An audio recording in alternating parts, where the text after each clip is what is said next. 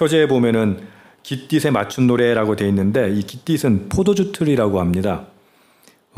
포도주 수확하면서 그러니까 포도 수확하고 그 틀에 밟잖아요. 그러니까 이게 뭐냐면 수확할 때 하나님을 찬양하는 그런 시다라고 이야기합니다. 이 시가 이야기하는 것 우리 1절에 이렇게 명령합니다. 우리의 능력이 되시는 하나님을 향하여 기쁘게 노래하며 야곱의 하나님을 향하여 즐거이 소리칠지어다. 시를 읊으며 소고를 치고 아름다운 수금의 비파를 아우를지어다. 이렇게 이야기해요. 우리에게 명령하는 거예요. 한마디로 뭐라고요? 기쁘게 노래해라. 즐거이 소리쳐라. 물론 추수 때니까 당연히 기쁨이 있겠죠. 추수 때니까 당연히 환희의 찬양이 더 나오겠죠. 그런데 이 시가 우리에게 요구하는 건 그보다는 훨씬 더 엄중한 말씀입니다. 초하루와 보름과 우리의 명절에 나팔을 불지어다. 이는 이스라엘의 율례요 야곱의 하나님의 규례로다. 여러분, 기뻐하고 즐거워하고 찬양하는 건 환경이 그렇기 때문에 해라는 게 아니라 율례예요. 규례예요. 하나님을 기뻐하는 것, 하나님을 찬양하는 건 하나님의 명령이에요. 아니 뭐 좋은 일이 있어야 노래하고 기뻐하고 찬양하죠. 이게 우리의 문제예요.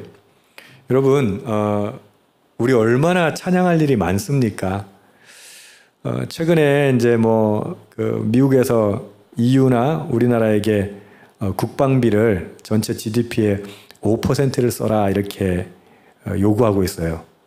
그러니까 좀 좋지 않은 소식이에요. 왜냐하면 여러분 생각해보세요. 전 세계에서 GDP의 5%를 국내 총생산의 5%를 국방비로 쓴다는 말은 전쟁하겠다는 거 아니에요. 그죠? 정말 말세지말이 다가오고 있다는 것 여러분 꼭 기억하셔야 돼요. 그럼 실제 우리나라는 국방비 지금 얼마 쓰고 있느냐? 뭐 통계에 따라 다른데 뭐 2몇 % 정도 된다고 그래요. 뭐 많이 잡은 데는 2.8%라고 하고. 근데 그걸 이제 5%로 하란 말은 뭐예요? 지금 국방비를 2배로 늘리라는 얘기예요. EU도 마찬가지고 EU 국가 중에서도 뭐 2몇 %가 이제 일반적이고 뭐 어떤 나라는 1% 정도의 국방비 지출이 있답니다. 그것 때문에 제가 이렇게 자료를 찾아보니까 우리나라가요 세계 경제에서 차지하는 게 굉장히 커요. 부피로는. 부피가 뭐 앞에 설 때는 한 8위 정도 되고 뭐 뒤에 처졌다고 하더라도 13위 이내에 들어요. 왜 이렇게 이야기를 복잡하게 하냐면 제가 어렸을 땐 꿈도 못 꿨던 일이에요. 이렇게 부유하게 산다는 것 꿈도 못 꿨던 일이에요. 그럼 여러분 지금 막 기쁘고 찬양하고 오늘 깃딧에 맞춘 노래 포도주틀 막 줍을 짜면서 여러분 막 기뻐하고 행복해하고 계시죠? 어때요? 맨날 죽는 소리 하잖아요. 우리는 이젠 선진국에 어엿한 선진국 대열에 있는데도 죽는 소리 해요. 우리의 문제가 아니라 인간의 문제예요. 결국 하나님께서 뭐라고 말씀하셨다고요? 기쁘게 노래하며 즐거이 소리칠지어다. 소고치고 수금으로 비파를 아우를지어다. 이렇게 명령하는 건 뭐라고요? 율례요, 규례예요. 결국 우리가 기뻐하고 즐거워하는 것, 다른 말로 감사하는 것, 이것은 명령이에요. 근데 우리는 그렇게 감사하지 않아요. 여러분 배우자 때문에 감사하세요? 어떠세요? 예.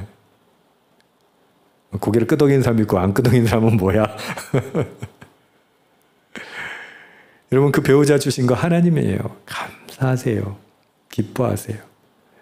물론 우리 아이들 중에 속썩이는 녀석들 없지만 아무리 속썩인다 하더라도 그 자녀 주신 것 감사하세요. 내가 이불 덮고 잘 수 있는 곳 주신 것 감사하세요. 내가 먹고 살 수 있는 것 감사하세요.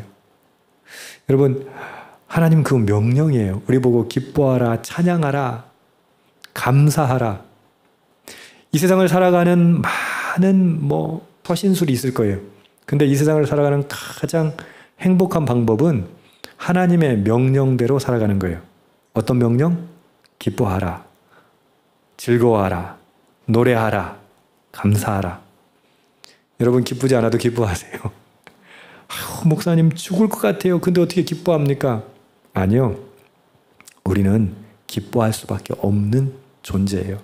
여러분 너무 기뻐할 게 없다고 한다면 하나님께서 구원하실 것을 기억하고라도 기뻐하십시오. 시인은 5절부터 이스라엘의 역사를 이야기해요. 시편도 마찬가지고 이스라엘 성경에서는요, 이스라엘의 역사 가운데 무조건 예가 들어가는 건 뭐예요? 출애굽 사건이에요. 그래서 5절에 보면 애굽 땅을 치러 나가시던 때에 이를 증거로 세우셨도다. 하나님의 율례, 규례의 증거로 세우셨는데 거기서 내가 알지 못하던 말씀을 들었나니, 알지 못하던 말씀이 6절입니다. 내가 그의 어깨에서 짐을 벗기고, 하나님의 말씀이에요. 그의 손에서 광주리를 놓게 하였도다. 이집트에서 뭐 했어요? 노예 생활했잖아요. 근데 그 짐을 벗기시고 광주리를 놓게 하셨어요. 내가 고난 중에 부르짖음에 내가 너를 건졌고 우레소리의 은밀한 곳에서 내게 응답하며 무리바 물가에서 너를 시험하였도다. 무슨 말입니까? 하나님께서 이 모든 일을 이루어 주셨다. 여러분, 기뻐할 게 없어요. 노래할 게 없어요. 감사할 게 없어요. 찬양할 게 없어요. 그런다면 어떡해요? 여러분, 고난 중에 부르짖으십시오. 그러면 하나님께서 건지셨다는 것, 이스라엘의 역사를 통해서 보여주신 것처럼 우리의 삶에서도 하나님 부르짖을 때 건지십니다. 우레소리의 은밀한 곳에서, 이거 뭐예요? 시내산에서 말씀을 주셨잖아요. 하나님이 현현하셨잖아요. 그게 바로 우레소리의 은밀한 곳에서 내게 응답하며, 그게 뭐라고요? 율례, 규례, 그 증거를 주신 거예요. 그러니 우리는 그 이스라엘의 역사를 지켜보면서 우리 조상들의 이야기를 귀담아 들으면서 어떻게 해요? 하나님께서 말씀하신 명령, 하나님께서 응답하신 말씀, 뭐라? 노래하라, 기뻐하라, 즐거워하라. 그걸 듣고 순종해야 된다고 하는 것이죠. 8절 보시면 내 백성이여 들으라, 내게 증언하리라, 이스라엘이여 내게 듣기를 원하노라. 이게 무슨 말이에요? 하나님께서 이거 반드시 지켜야 돼 라고 하시는 거예요. 이걸 지켜야 우리는 즐겁고 기쁘고 오늘 시인이 노래하는 것처럼 이렇게 노래할 수 있다는 거예요. 그러면 자, 무엇을 지켜야 하는가, 무엇을 들어야 하는가? 9절, 너희 중에 다른 신을 두지 말며 이방신에게 절하지 말며. 여러분, 하나님께서 우리를 이끄셨어요. 우리를 인도하셨어요. 하나님께서 살게 하세요. 그런데 세상은 어떻게 말합니까? 그렇게 살면 안 될 것처럼 얘기하죠. 야, 요령껏 살아. 세상의 방법도 사용해야 돼. 그런데 우리가 찬양하며 고백한 것처럼 여러분, 우리는 우리 방법으로 살아서는 실패해요. 왜요? 천지를 창조하신 게 하나님이시기 때문에 하나님의 방식, 하나님의 방법으로 살아가야 돼요. 그것이 뭐다? 우상 숭배하지 않는 거예요. 하나님 외에 다른 것을 섬기지 않는 거예요. 성공을 원하거나 또 입신양면을 원할 수 있어요. 근데 그것이 인생의 모든 목적이어서는 안 돼요. 여러분, 말씀드릴 때마다 정말 조심스러운 건 세상에서 성공하지 말란 말이 아니에요. 하나님께서 성공하게 하실 거예요. 그러나 세상의 방식으로 성공하지 말라는 거예요. 세상의 방식으로 승리하지 말라는 거예요. 하나님께서 승리케 하시고, 하나님께서 인도하시고, 하나님께서 이끄시고, 승리케 하시고, 성공케 하신다는 것을 믿고 따라가라는 거예요. 그게 뭐라고요? 너희 중에 다른 신을 두지 말며. 우리가 얼마나 다른 것들을 의지합니까? 얼마나 하나님 아닌 것을 붙들며 살아갑니까? 10절 후반전에 이렇게 말씀하세요. 내 입을 크게 열라, 내가 채우리라. 할렐루야. 하나님 앞에 입을 벌리세요. 입을 여세요. 하나님께서 채우실 거예요. 근데 우리는 어떻게 해요?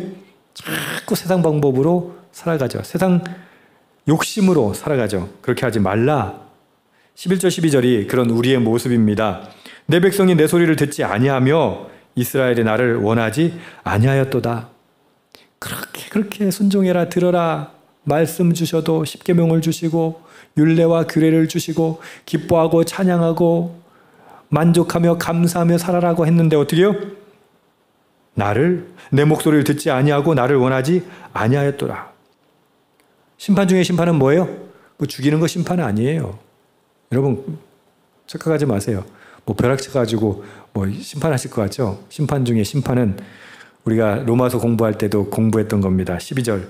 그러므로 내가 그의 마음을 완악한 대로 버려두어 그의 임의대로 행하게 하였도다. 여러분 세상 방식 쓰면 하나님이 막으실 것 같죠? 안 그래요. 내버려 두세요. 그게 심판이에요. 로마서에서 사도 바울은 뭐라고 합니까? 내버려 두사. 로마서 1장에 보면요. 24, 26, 28절 세 번이나 내버려 두사 이렇게 얘기해요. 내버려 두사. 여러분 마음대로 내버려 둔다고 야 이거 하나님 허락하시는 거구나. 그거 아니에요. 하나님 우리에게 명령하세요. 말씀하세요. 하나님의 식과 법으로 살아라. 그리고 기뻐하고 감사하고 찬양하고 그렇게 살아라. 그렇게 살지 않아도 하나님 내버려 두세요. 그게 심판이라고 하는 것이죠. 13절은 이렇게 얘기합니다. 내 백성아 내 말을 들으라. 이스라엘아 내 도를 따르라. 얼마나 가슴 아린 말씀입니까? 내 말을 좀 들어. 내 도를 따르라. 그러면 14절 내가 속히 그들의 원수를 누르고 내 손을 돌려 그들의 대적들을 치리니. 결국 성공은 누가 시켜주는 거예요? 하나님이 하시는 거예요. 우리가 하는 게 아니라 우리가 성취하는 게 아니라 하나님께서 행하시는 거예요. 여러분 그것을 믿으십시오. 그것을 이루신다는 것을 믿으십시오. 16절 또 내가 기름진 밀을 그들에게 먹이며 아멘 반석에서 나오는 꿀로 너를 만족하게 하리라 하셨도다. 아멘. 하나님이 하십니다. 하나님의 말씀에 순종할 때 기뻐하라고 할 때 기뻐하고 즐거이 소리치라고 할 때 소리치고 노래하라면 노래하고 감사하라면 감사하고 상황이 어떠할지라도가 아니에요. 사실은 상황은 우리는 날마다 그렇게 많이 주셨어요. 단지 그것을 우리가 감사로 받지 않을 뿐이죠. 추수에 맞춘 노래라고 했잖아요. 근데 그 추수의 날을 감사하지 않고 살아가는 것이죠. 여러분 우리에게 요구하세요. 기뻐하라. 순종하십시오. 두 번째, 하나님의 계명의 말씀에 순종하라. 그리고 하나님만 섬기라.